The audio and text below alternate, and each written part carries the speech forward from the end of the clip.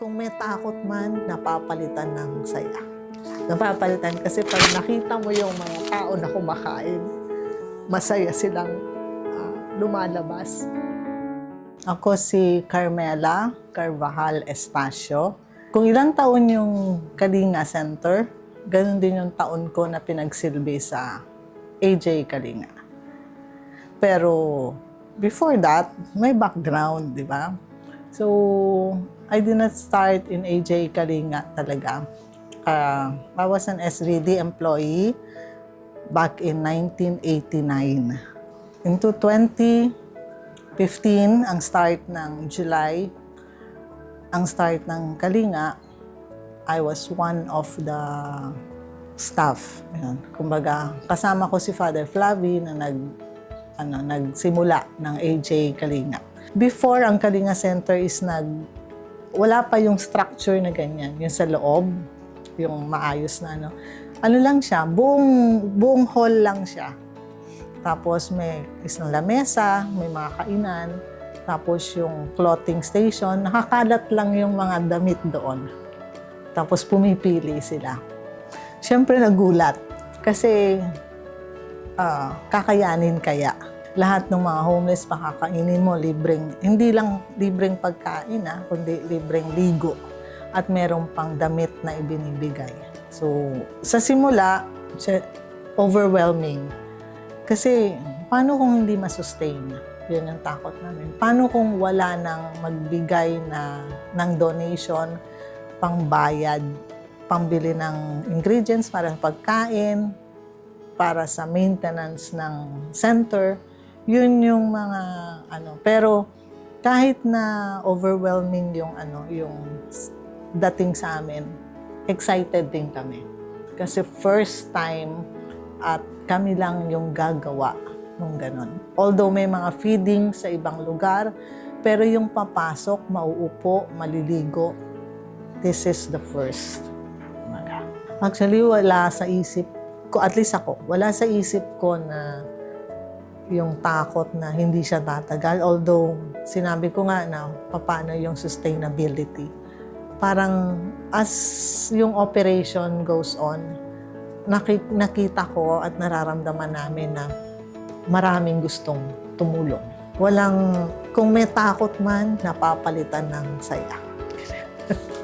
Napapalitan kasi pag nakita mo yung mga tao na kumakain, masaya silang lumalabas. Hindi mo na maiisip na magtatagal ba kami? Magtatagal kami kasi kailangan kami ng tao. Kailangan ng tao ang pag-aaruga, ang pagbibigay ng hindi lang pagkain, kundi yung pang-unawa na hindi sila i-ostracize ng mga tao. Natutunan kong maging totoo, natural sa kanila. Kasi sa kanila, hindi ka pwedeng mag-plastic kasi nararamdaman nila pag plastic ka. Diba? Mararamdaman nila kung tunay yung pakikipag-usap mo sa kanila, yung pakikitungo mo. Alam nila yon.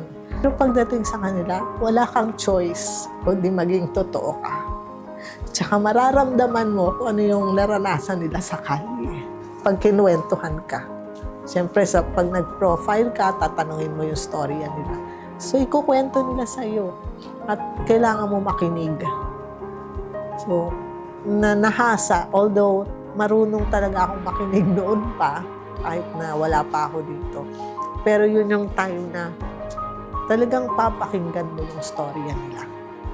Magiging pasensyosa ka dahil kailangan marinig para maintindihan mo sila. Yung lahat ng pangyayari sa center, yung pakikisalamuha ko sa mga homeless na kapatid natin ay yun yung, katulad na sabi ko kanina, yun yung way o yun yung time na kailangan ko palang magbigay, hindi lang ng pera.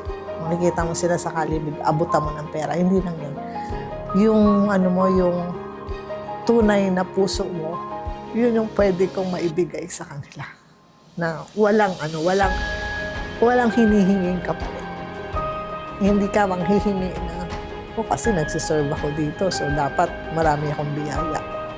Hindi ganun.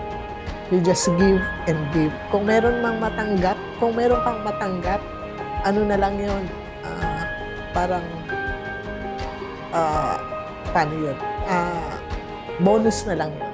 Pero hindi ka mag-iintay ng may babalik sa'yo kasi pinagsilbihan mo yung mga tao.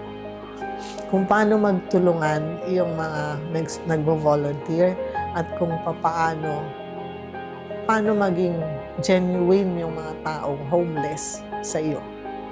Kasi naranasan ko na yakapin ka ng mga matatanda, yakapin ka, halikan ka.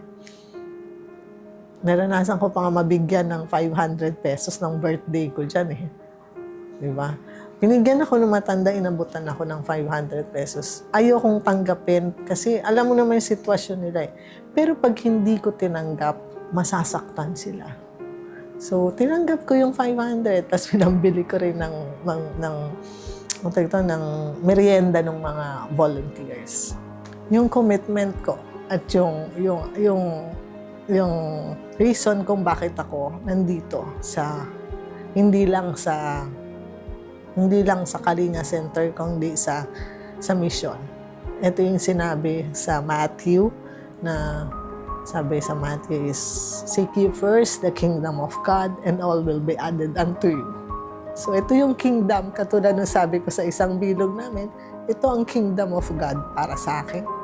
So yun yung nag-serve sa akin ng strength, ng commitment na manatili. Kaya kahit na 60 years old na ako, gusto ko pa rin dito. At kung siguro magre-retired pa ako dito, tutulong pa rin ako. Merong isang, hindi ko na alam yung pangalan niya, pero nandito siya sa puso ko, hindi dahil sa may maganda siyang nagawa sa akin, kundi meron akong natutunan sa kanya. Natuto ako kahit na anong gawin sa akin ng tao. Natuto akong magpatawad kahit na anong hindi maganda yung ginawa niya sa akin. Natuto akong tanggapin siya. Yung nakikita ko yung mga tao na masaya sila. Hindi dahil sa nabigyan sila ng pagkain o natulungan sila, kung hindi yung natuto silang mag-aruga din sa kapwa nila. Yun yung healing sa akin. Kahit nasugatan sila, kahit na hindi magandang pinagdaanan nila, natuto rin sila na mag-alaga, mag-aruga ng kapwa nila, nasugatan din. Kalinga, mismong word na kalinga.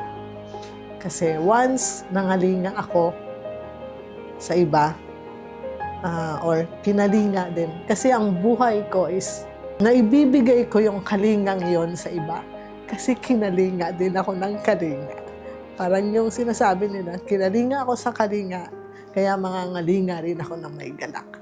Dahil kung hindi ako kinalinga ng kalinga, hindi ako matututong kumalinga sa iba.